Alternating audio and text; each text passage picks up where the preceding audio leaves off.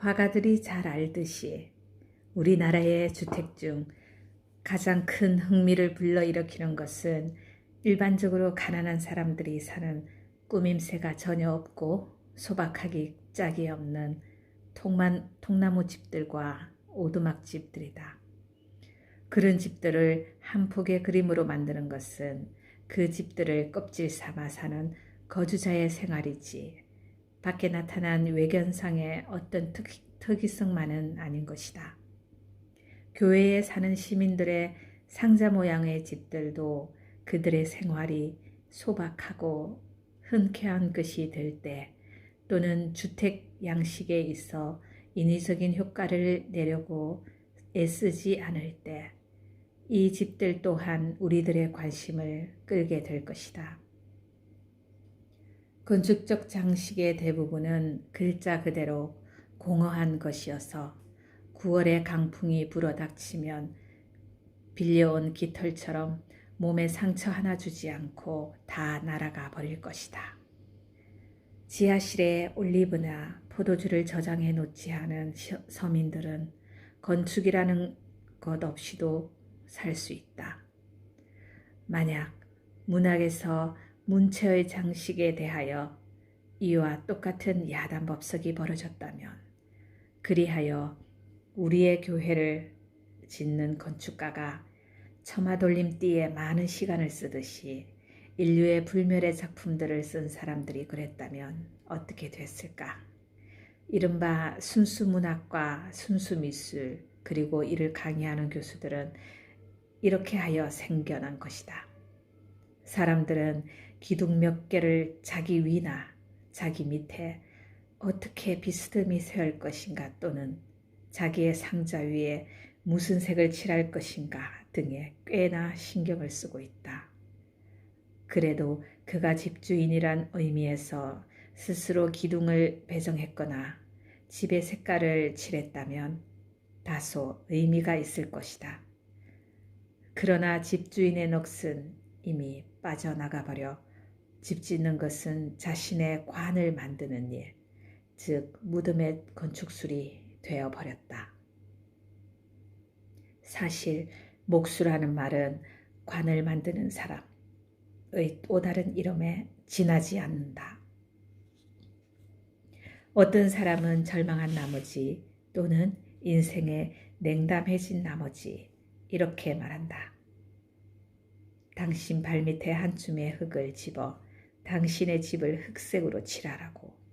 그 사람은 자기의 마지막 좁은 집인 무덤을 생각하고 있는 것일까? 차라리 동전마저 집어 던져보라지. 그는 무던히도 한가한가 보다. 왜 우리가 한 줌의 흙을 집어들어야 하는가? 차라리 우리의 집을 우리의 얼굴빛으로 칠하는 것이 나을 것이다. 그러면 집이 주인을 대신해서 창백해졌다, 붉어졌다 할 것 아닌가? 오두막집의 건축 양식을 개량하려고 들다니, 누가 내 장식을 마련했다면 나는 그것을 걸쳐볼 생각이다. 겨울이 닥치기 전에 나는 굴뚝을 완성했다. 그리고 비가 새어들 염려는 없었지만 사방의 외벽에다가 널빤지들을 대어 이었다. 그런데 이 널빤지는 통나무를 처음 다듬을 때 쳐낸 들쑥날쑥한 생나무 쪽이어서 대패로 그 옆을 반듯하게 밀어주어야 했다. 이렇게 해서 나는 빈틈없이 널빤지를 대고 석회를 바른 집 한 채를 갖게 되었다. 집은 길이가 15피트, 폭이 10피트, 그리고 기둥의 높이가 8피트였다. 다락방과 벽장이 있고 양쪽에는 커다란 유리창이 하나씩 있었으며 뚜껑문도 2개 있었다. 출입문은 한쪽 끝에 있고 그 맞은편에 벽돌로 된 벽난로가 있었다. 나는 이 집을 짓는 데에 든 정확한 건축 비용을 따져보았다.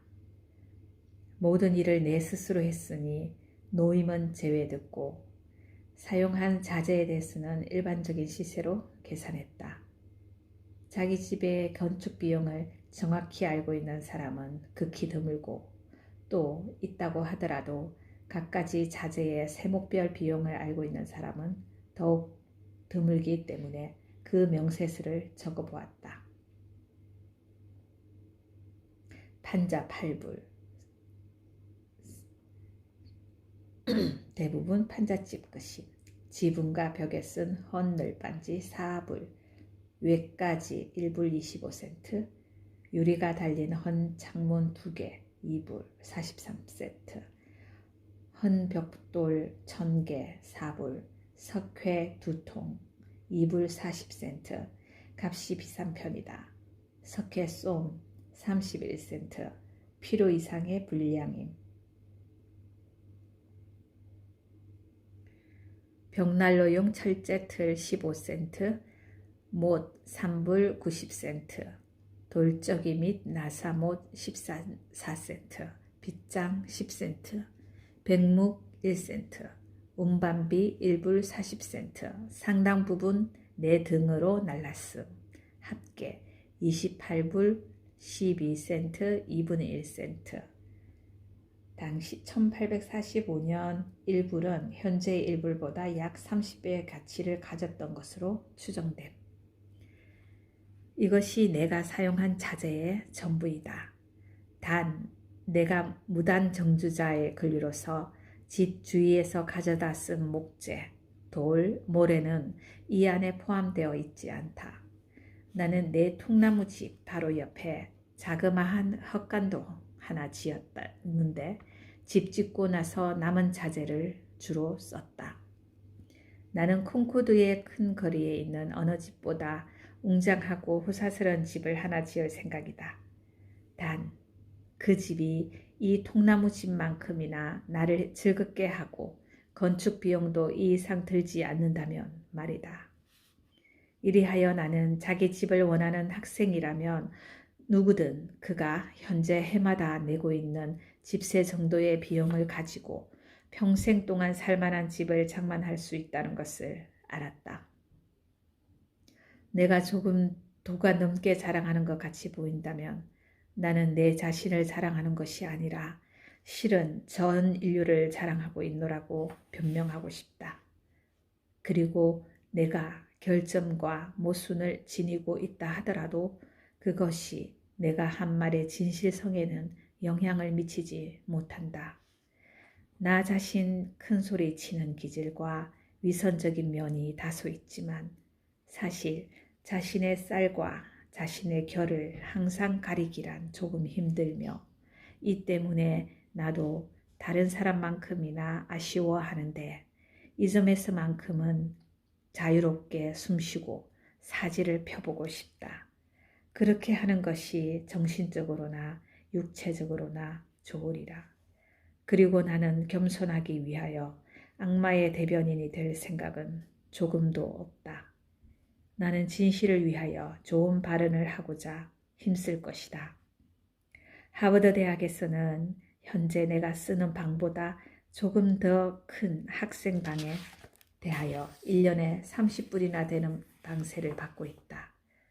게다가 학교 당국은 32개의 방을 한 지붕 밑에 나란히 지어 이득을 보는 반면에 기숙생은 이웃의 학생들이 많고 시끄럽다고 불편 말고도 어쩌면 4층 방이 배정되는 불이익을 당할 수도 있다.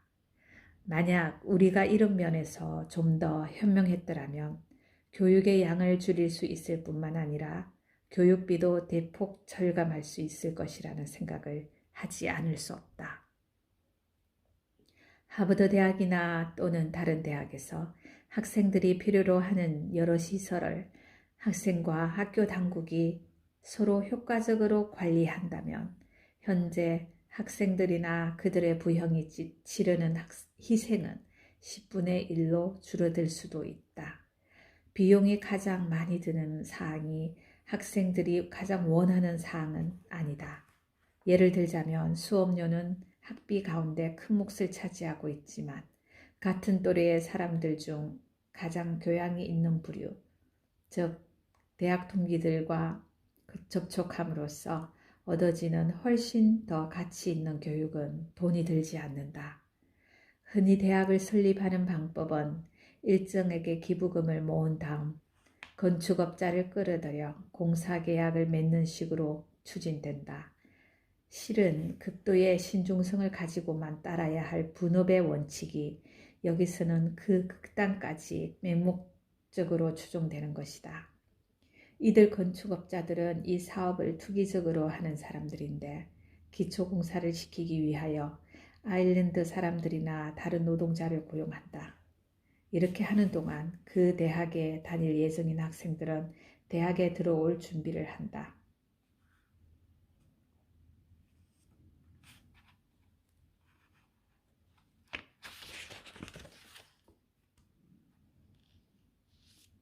어떤 사람은 내게 이런 말을 한다. 왜 저축을 하지 않죠? 여행을 좋아하는 사람이 말이요. 오늘이라도 기차를 잡아 타면 휘츠버거로 가서 그 지방 구경을 할 수 있을 텐데 하고. 하지만 나도 꽤 영리한 사람이다.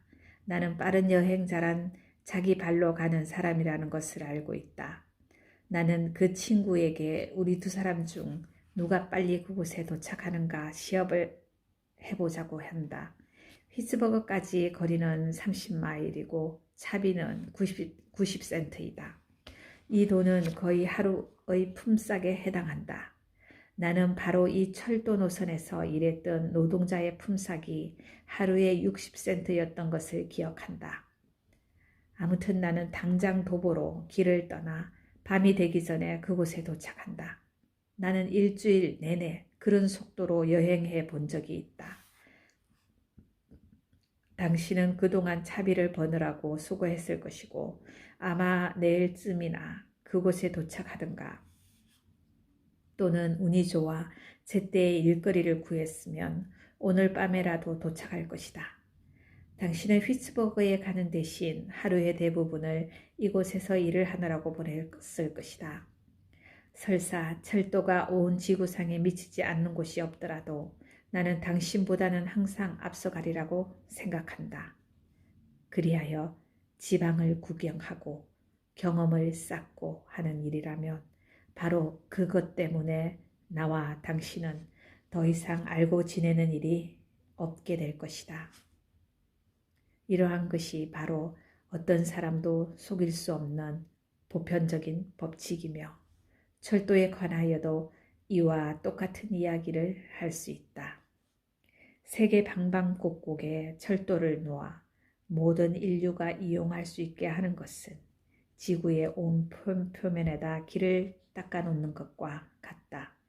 사람들은 주식을 공모해서 회사를 세우고 인부들을 시켜 철도 공사를 계속하다 보면 언젠가는 모든 사람들이 빠른 시간 안에 무료로 어디엔가를 여행하게 될 것이라고 막연하게 생각한다. 하지만 손님들이 정거장에 몰려들고 차장이 승차하고 소리치더라도 막상 기관차의 연기가 거치고 김이 물방울이 된 다음에 보면 탄 사람은 몇 되지 않고 나머지 사람들은 모두 기차에 치인 채로 뒤에 남겨진 것을 알게 될 것이다.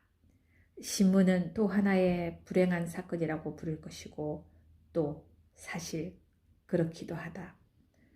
물론 오래오래 살아 차비라도 벌어놓은 사람은 언젠가는 기차를 타게 되겠지만 그때는 활동력과 여행 의욕을 잃고 난 다음일 것이다. 이처럼 쓸모없는 노년기에 미심쩍은 자유를 누리기 위하여 인생의 황금 시절을 돈 버는 일로 보내는 사람들을 보면 고국에 돌아와 시인 생활을 하기 위하여 먼저 인도로 건너가서 돈을 벌려고 했던 어떤 영국 사람이 생각난다. 그는 당장 다락방에 올라가 시작했어야 했을 것이다. 무엇이라고요? 하며 100만 명의 아일랜드 출신 노동자들이 이 땅의 수많은 판잣집에서 일제히 일어나 외칠지 모른다. 우리가 만든 이 철도가 좋은 것이 아니라고요? 그러면 나는 다음과 같이 대답할 것이다. 좋은 것이죠. 비교적 좋은 것이란 얘기입니다. 당신들은 이보다 더 가치가 없는 일을 했을 수도 있으니까요. 하지만 당신들이 나의 형제니까 하는 말인데 이렇게 땅을 파는 것보다는 좀 더 가치 있는 일에 시간을 보낼 수 있다면 하고 바라는 것뿐이요.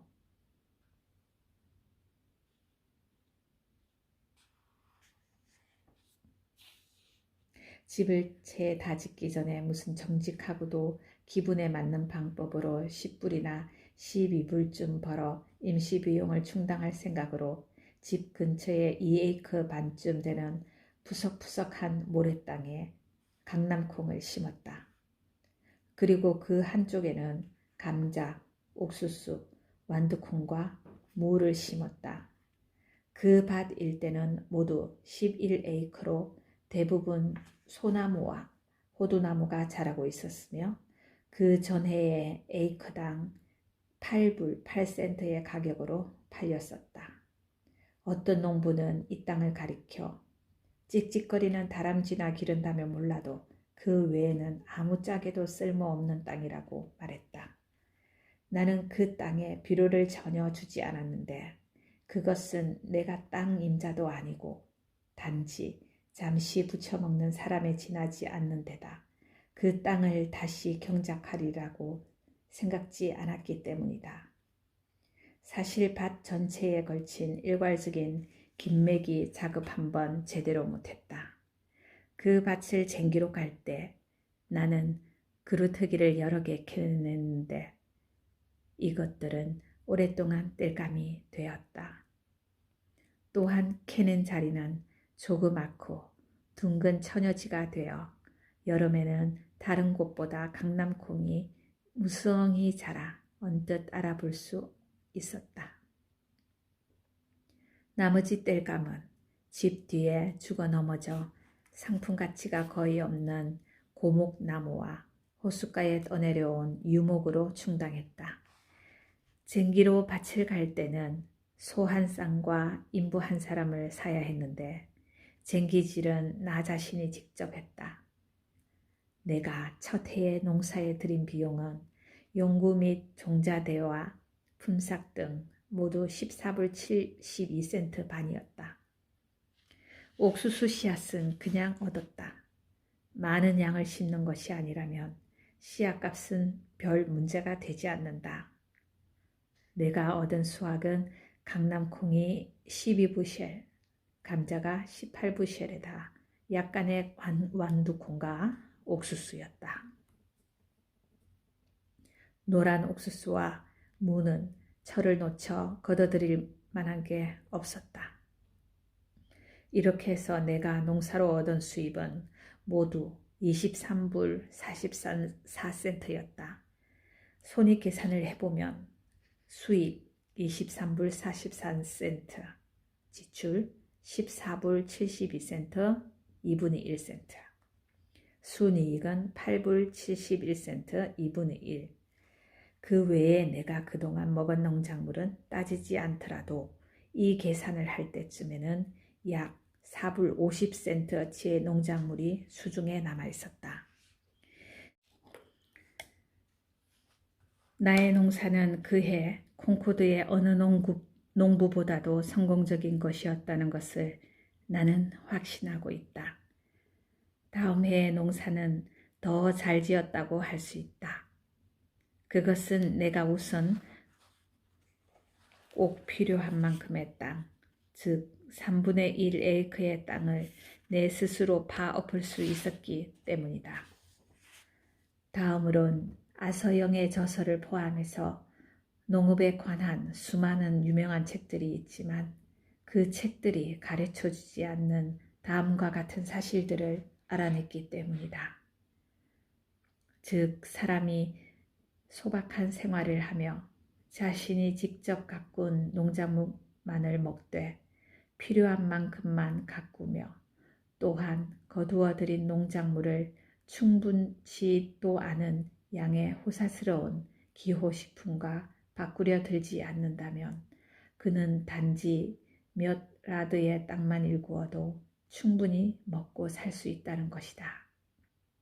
그리고 그 땅을 가는 데에 소를 사용하는 것보다 손수 삽을 써서 갈아엎는 게 돈이 적게 들며 묵은 땅에 비료를 주는 이보다 그때그때 새 땅을 택하는 것이 비용이 적게 든다는 것이다. 그리고 필요한 모든 농사일을 여름 동안에 틈틈이 힘들이지 않고 할 수 있어서 지금처럼 소나 말, 돼지에 얽매이지 않아도 된다는 것이다.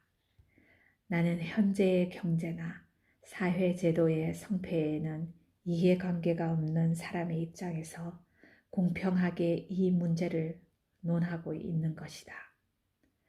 나는 콩코드의 어느 농부보다도 자주적인 입장에 있었다.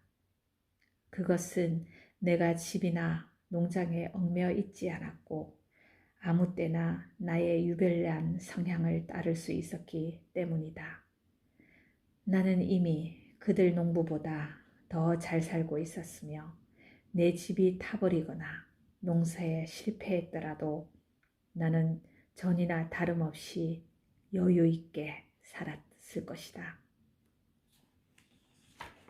나는 사람이 가축의 주인이 아니라 가축이 사람의 주인이며 가축이 사람보다 훨씬 자유롭다고 생각한다.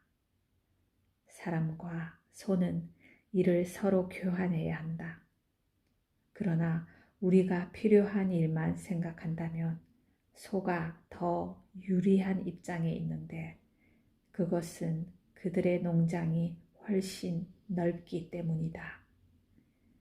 사람은 그 노동 교환의 일부로서 소의 여물을 만들기 위해 6주 동안 건초를 마련하는 작업을 하는데 이것은 정말 힘든 일이다. 모든 점에서 소박한 생활을 하는 사람들의 나라, 즉 철학자의 나라가 있다면 동물의 노동력을 이용하는 것 같은 큰 실수는 결코 범하지 않을 것이다. 물론 철학자들로 이루어진 나라는 과거에 없었다. 또한 가까운 장래에 생길 것 같지도 않으며 그런 나라가 있는 게 바람직한지 나 자신도 잘 모르겠다.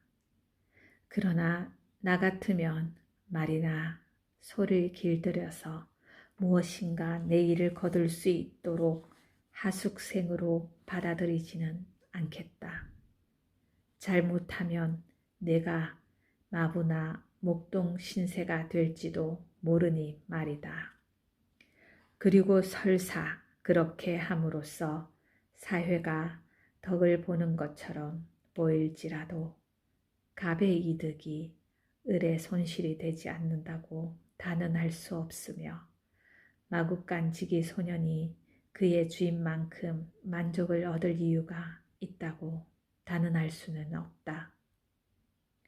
어떤 공공사업이 가축의 조력 없이는 건설될 수 없었다고 치자.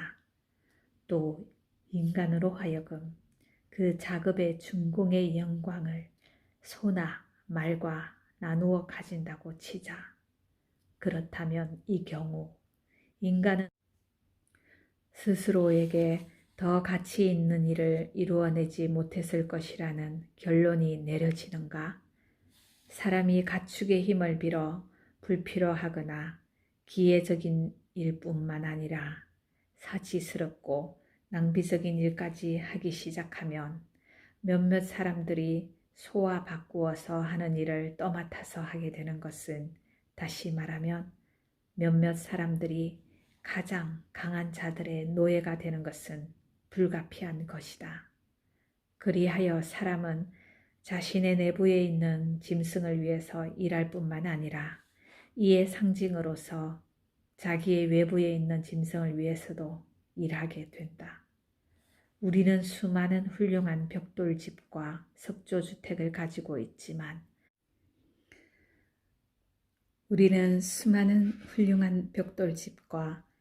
석조주택을 가지고 있지만 아직도 농부가 잘 사느냐 못 사느냐는 그의 축사가 집보다 어느 정도 더 크냐 하는 척도에 의하여 측정되고 있다.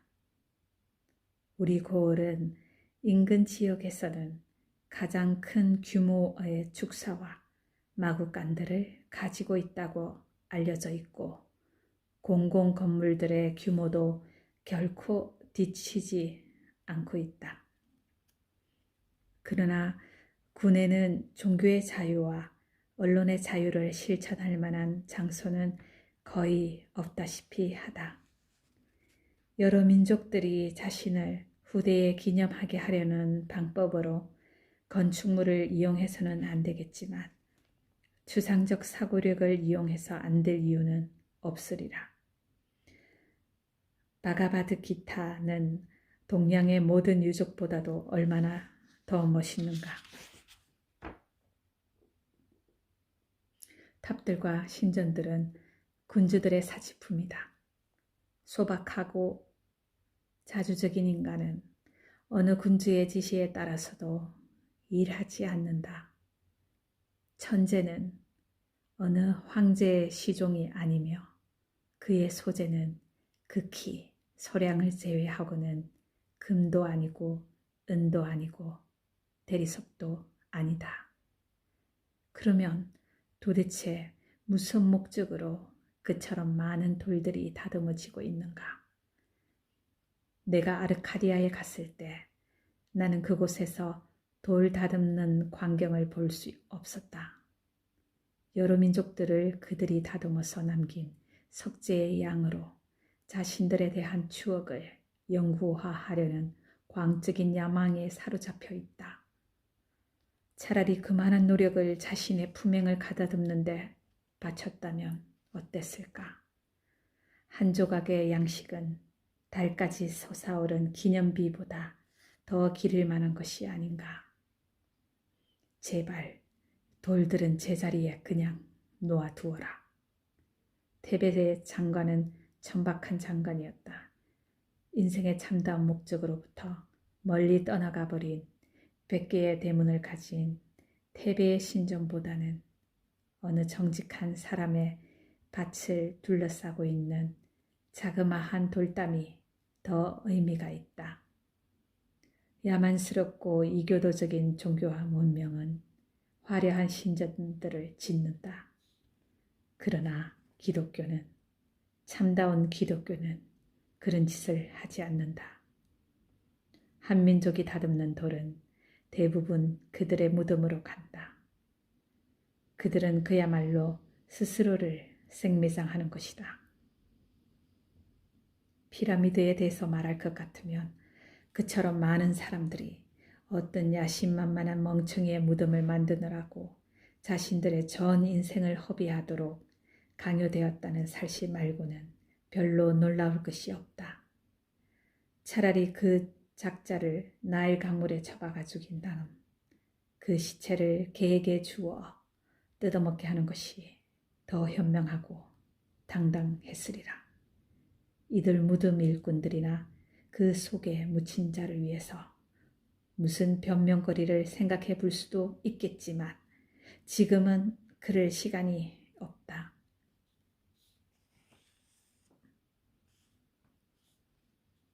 건물의 뼈대는 허영심이며 이 허영심은 또 마늘과 버터 빠른 빵을 애호하는 심리에 의하여 부추김을 받고 있다. 촉망받는 젊은 건축가 벨컴군이 비트로비우스의 건축 서적 뒷면에 연필과 자로 설계 도면을 작성한다. 그 다음 그는 석재상인 도브슨 회사에게 건축 작업을 하청 준다.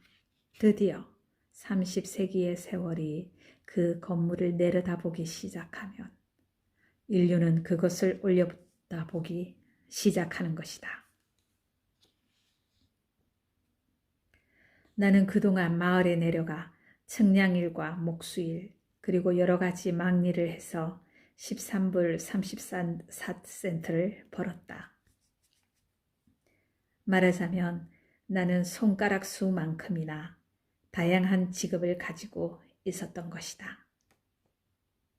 나는 숲속에서 2년 이상을 살았지만 아래 계산이 행하여진 기간, 즉 7월 4일부터 다음 3월 1일까지 8개월 동안만의 식비는 다음과 같다. 단 내가 순수 가꾼 감자와 풋 옥수수와 약간의 완두콩은 계산에 넣지 않았고 기간의 마지막 날에 내 수중에 있던 식량의 가격도 포함시키지 않았다. 쌀 1불 73, 2분의 1센트, 당밀 1불 73센트, 설탕류 중 가장 값이 싸다.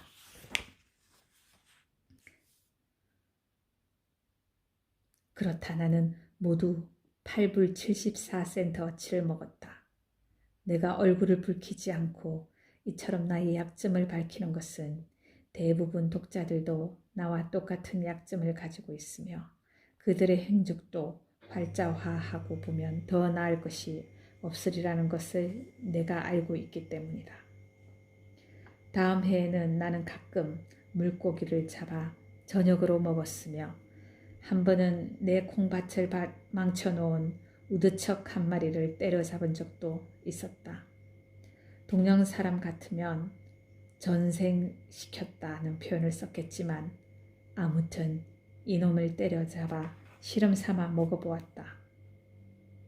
사향 냄새가 났지만 그 순간은 꽤 맛이 있었다. 하지만 마을의 부둣간에 맡겨 손질을 꽤 하더라도 장기간 상식하기에는 적당치 않으리라는 생각이 들었다. 같은 기간 동안의 피복대와 기타 임시 비용은 8불 44분의 3센트였는데 이 항목은 별로 세분화할 만한 게 없다. 세탁과 옷수선은 대개 외부에 맡겨서 했는데 아직 그에 대한 청구서를 받지 못했다.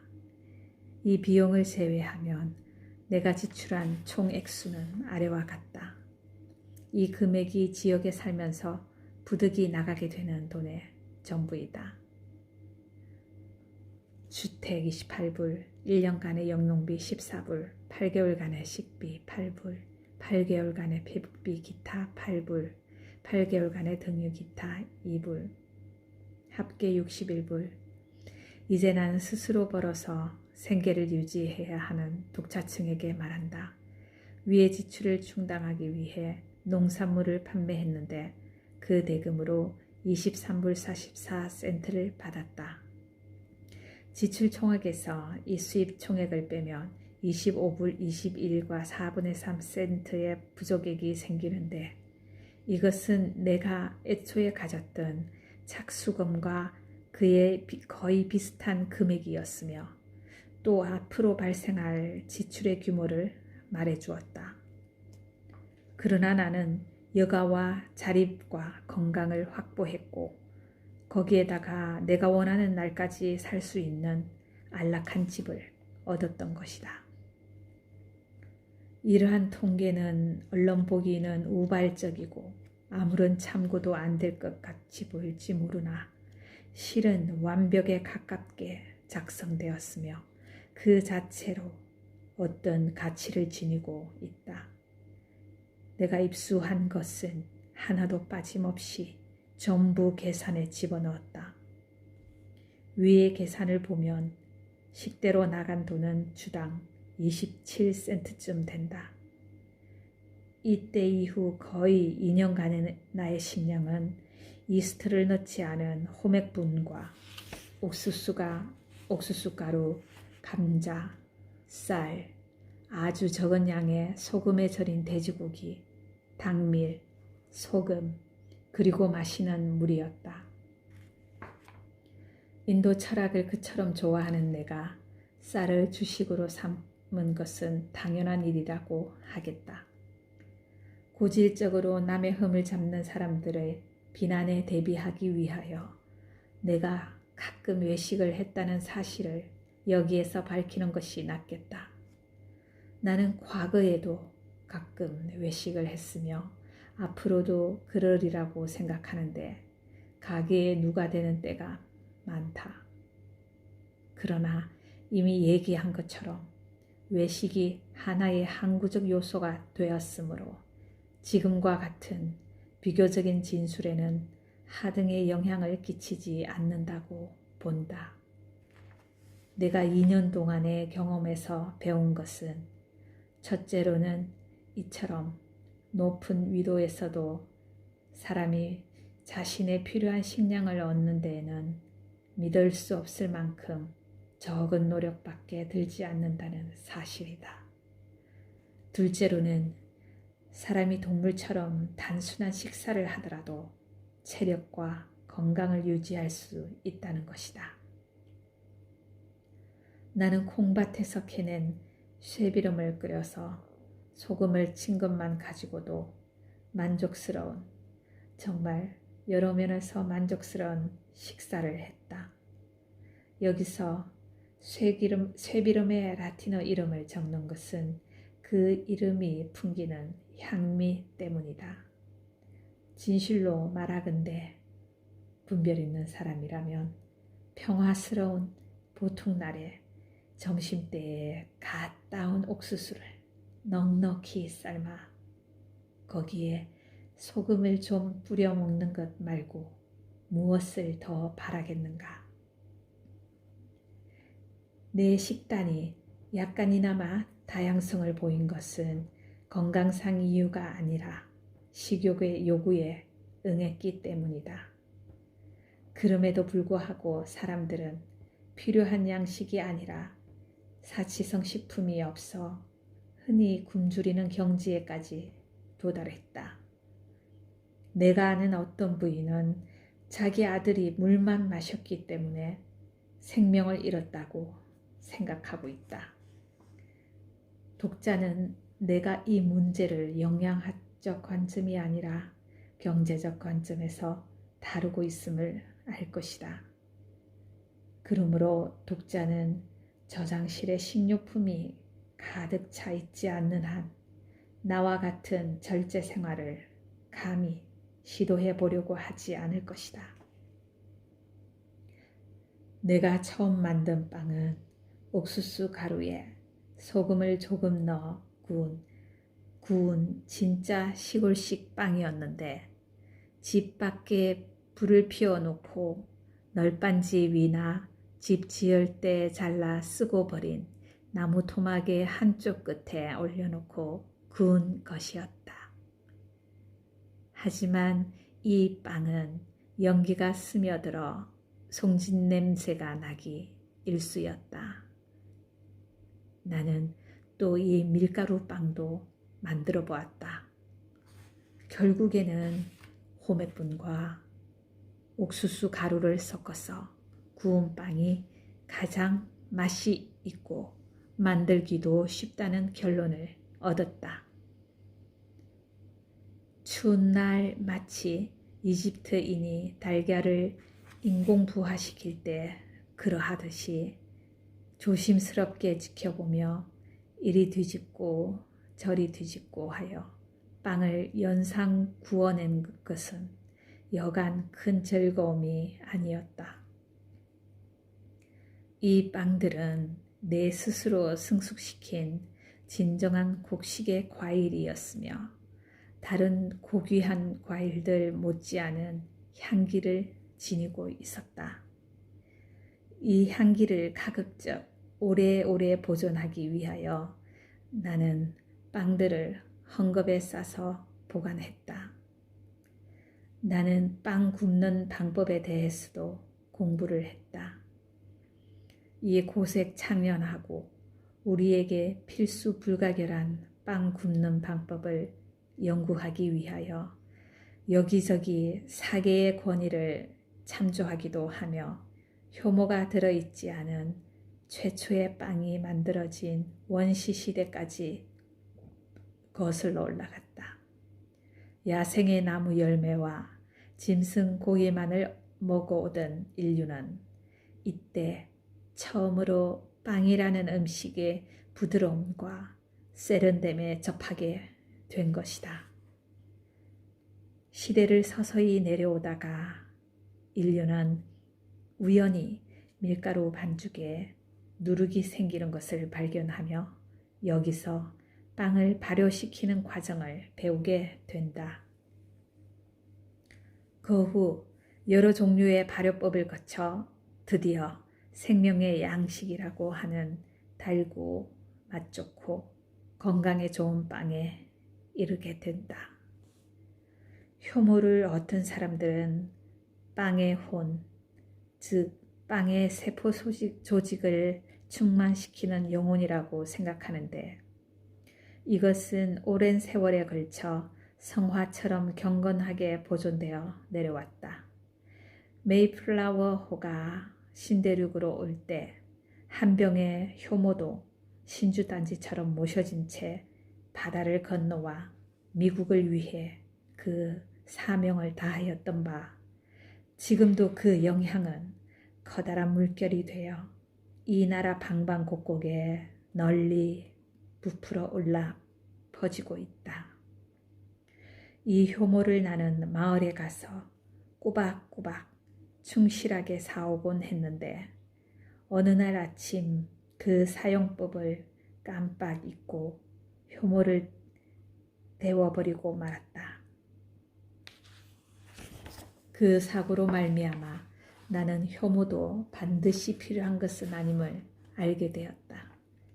이 발견은 종합적인 과정이 아니고 분석적인 과정에 의해 이루어진 것이었다. 그 후로부터 나는 서슴지 않고 효모를 쓰지 않기로 했다. 대부분의 주부들이 효모 없이는 안전하고 영양분 많은 빵을 만들 수 없다고 진지하게 설득했으며 노인네들은 내가 기력이 빨리 쇠잔할 것이라고 단언하기까지 했다. 그러나 나는 그것이 절대적으로 필요한 것은 아님을 알고 있으며 효모 없이 1년을 지냈지만 아직도 생자의 땅을 거닐고 있다. 덕분에 효모병을 주머니에 넣고 다니는 귀찮음을 면하게 되었다.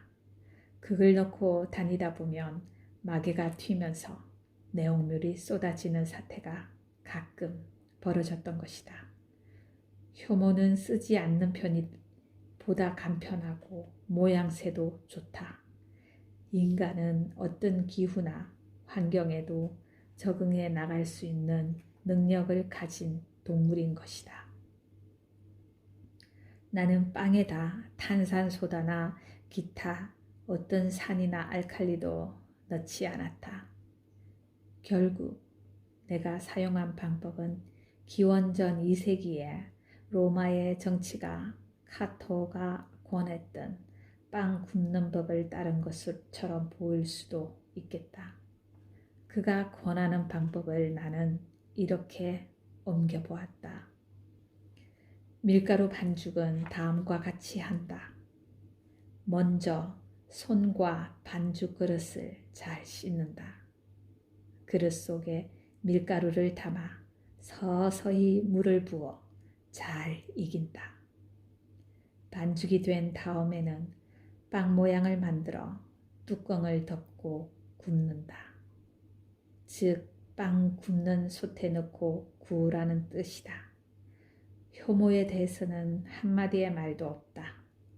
이 생명의 양식인 빵을 나는 항상 먹은 것은 아니었다. 나는 한때 주머니가 비어서 한 달 이상이나 빵의 모습을 구경조차 못한 때도 있었다. 우리 뉴 잉글랜드 지방 사람들은 누구나 호밀과 옥수수의 고장인 이곳에서 쉽사리 빵의 원료를 구할 수 있으므로 가격 변동이 심한 먼 시장에 의존하지 말아야 할 것이다. 그러나 우리는 소박하고 자주적인 기품을 잃어버린 나머지 콩코드의 가게에서는 신선한 옥수수 가루를 구하기가 힘들며 굵은 옥수수 가루나 통옥수수를 먹는 사람도 거의 없다. 대부분의 농부들은 자신이 가꾼 곡물들을 소나 돼지에게 사료로 먹이고 자신은 상점에 가서 밀가루를 사들이는데 이것은 가격만 비쌀 뿐 영양가가 더 있는 것도 아니다. 나는 내가 먹을 한두 부실쯤의 호밀이나 옥수수는 쉽게 가꿀 수 있음을 알게 되었는데 호밀은 무척 척박한 땅에서도 잘 자라고 옥수수도 웬만한 땅이면 다 심을 수 있기 때문이다. 이것들을 맷돌에 갈아서 먹으면 쌀이나 돼지고기 없이도 지낼 수 있다. 나는 또 농축된 당분이 필요하면 호박이나 사탕무로 양질의 당미를 만들 수 있음을 실험을 통하여 알았다. 이보다 더 쉽게 당분을 얻으려면 사탕 단풍나무 몇 그루를 심으면 되고 이 나무들이 자라는 동안에는 앞에 말한 것들을 빼고도 여러 가지 대용품들을 사용할 수 있다는 것도 알았다. 왜냐하면 우리의 조상들이 노래했듯이 호박, 당근, 호두나무 조각으로 입술을 달게 할 술을 빚을 수 있나니 끝으로 식료품 중 가장 조잡하다고 할 수 있는 소금에 관하여 이야기할 것 같으면 이것을 얻는다는 구실로 해변가에 가볼 수는 있겠다. 그러나 소금을 전혀 먹지 않고 지낼 수 있다면 물도 적게 마시게 될 것이다. 나는 인디언들이 소금을 구하려고 애썼다는 이야기를 들은 적이 없다. 그리하여 나는 먹는 것에 관한 한 일체의 거래와 물물교환을 피할 수 있게 되었다. 그리고 집은 이미 마련되어 있으므로 입을 옷과 땔감만 구하면 된다. 내가 입고 있는 바지는 어느 농가에서 짠 것인데 인간에게 아직도 그만한 능력이 있다는 것이 다행스러울 뿐이다. 왜냐하면 나는 농부가 공장 직공으로 몰락한 것은 그 옛날에 인간이 농부로 몰락했던 것만큼이나 중대하고 기억할 만한 사건이라고 생각하기 때문이다. 땔감은 실로 개척되는 지역에서는 항상 두통거리이다. 집터로 말할 것 같으면 만일 나에게 임시거주가 허용되지 않았다면 나는 내가 경작하는 땅 중 1에이크를 원래 팔린 가격, 즉 8불 8센트에 구입할 생각도 가지고 있었다. 그러나 결국은 임시거주하는 것으로 낙착을 보았고 그 결과 이 땅의 가치를 올려주었다고 생각하고 있다.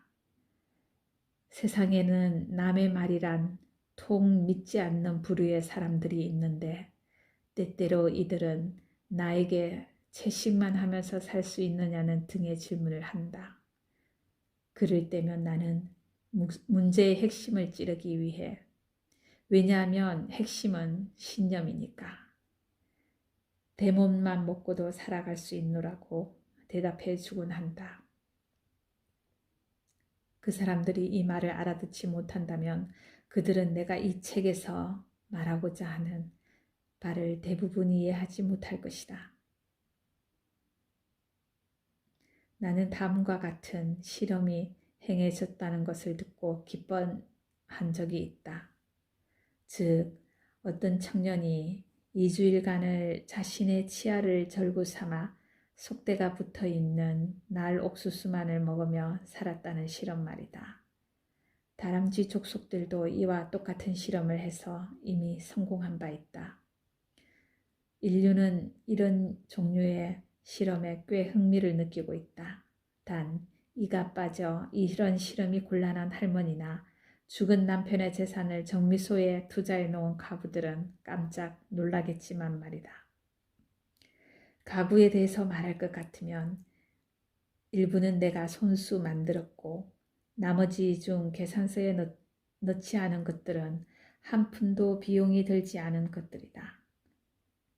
내 가구는 침대 하나, 탁자 하나, 책상 하나, 의자 셋, 직경 3인치의 거울 하나, 부젓가락 한 벌과 장작 받침쇠 하나, 솥 하나, 냄비 하나, 프라이팬 하나, 국자 하나, 대야 하나, 나이프와 포크 2벌, 접시 3개, 컵 하나, 스푼 하나, 기름 단지 하나, 당밀 단지 하나, 그리고 오칠한 램프 하나로 있었다. 호박을 의자로 써야 할 만큼 가난한 사람은 없다. 만약 있다면 그것은 무기력 때문이다. 이 마을 여러 집의 다락에는 그저 가서 들고 오기만 하면 되는 줄 쓸만한 의자들이 얼마든지 있다.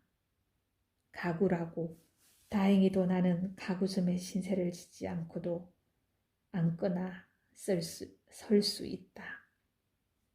자기의 가구가 거지 같은 빈 상자들의 모습으로 수레에 실려 많은 사람들의 눈길을 받으며 대낮에 시골길 위를 끌려가는 모습을 보고 부끄러움을 느끼지 않을 사람이 철인 말고는 누가 있겠는가. 저게 바로 스폴딩 시인의 가구구먼.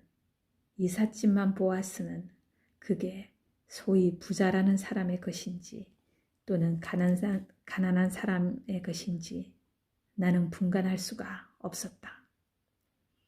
주인은 항상 가난에 찌든 사람 같았다. 사실 말이지 그런 기구가 많으면 많을수록 그만큼 더 가난한 법이다.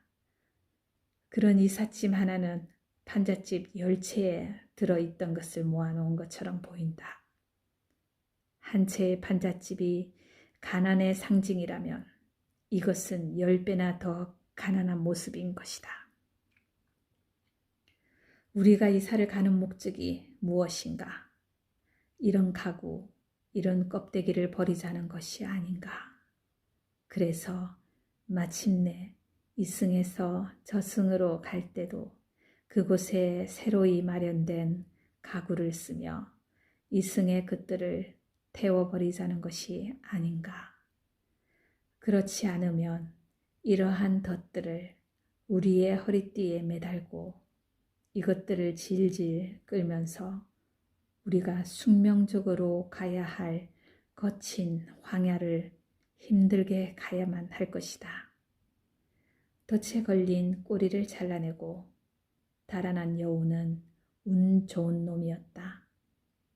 덫에 걸린 사양쥐는 자유의 몸이 되기 위하여 자기의 3번째 다리라도 물어서 끊는다고 한다.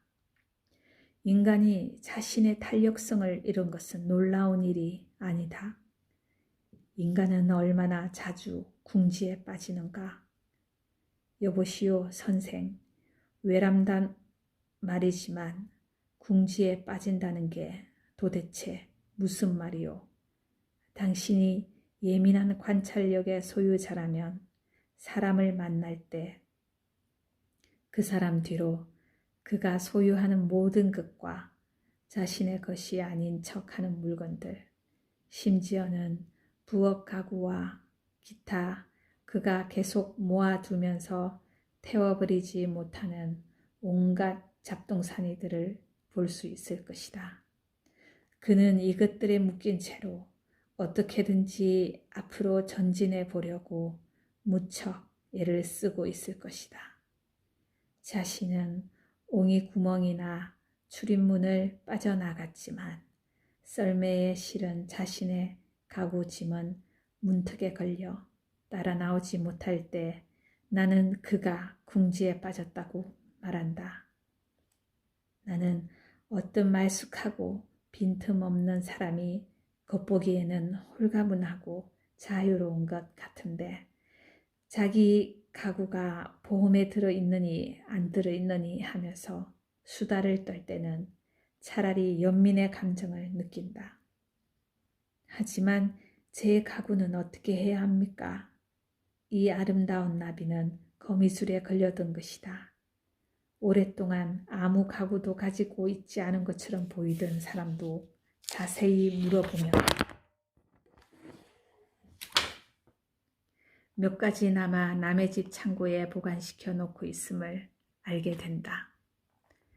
나는 오늘날의 영국을 무척이나 많은 짐들을 끌면서 여행하고 있는 노신사로 보고 있다. 이 짐들은 오랜 살림살이로 누적된 잡동사니들인데 그는 이것들을 태워버릴 용기가 없는 것이다.